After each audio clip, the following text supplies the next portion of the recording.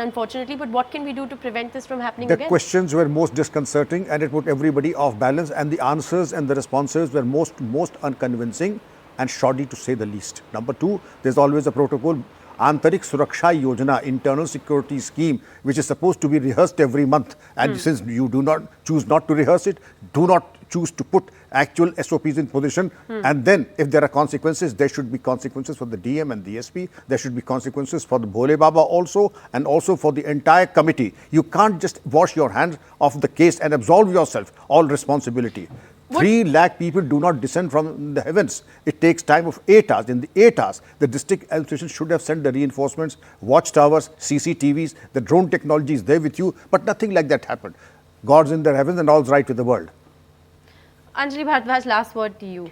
Well, if there are no SOPs and they still have to be made, like the minister said, I think that no government has any business allowing any kind of congregation, allowing even 80,000 people from coming together and to come together. And I think that we know this, that regularly when permission is sought, it is sought for a certain number of people and a larger number comes in.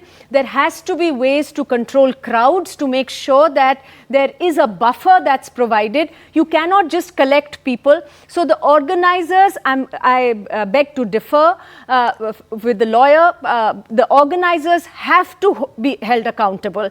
I think the administration, the police have to be held accountable. Otherwise, what ends up happening is that the rich and the powerful in our country are seen to get away with anything.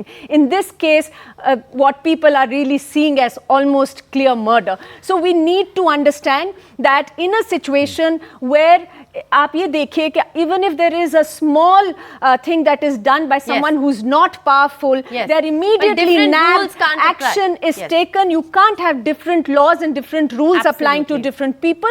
And we see this very regularly. What needs to be done is a proper public inquiry where we need to understand, is there a quid pro quo? With a fair degree of transparency, so we know what's happening in the investigation, who is being investigated and where the buck really stops, in order to make sure we need to do whatever we can in order to make sure that these kind of tragedies don't happen again. It's time that we stop blaming crowds and questioning faith or questioning fear and actually started questioning those responsible and questioning administrations and our politicians for this kind of travesty that unfolds, unfortunately, month after month in our country. That's all the time we have tonight on We the People.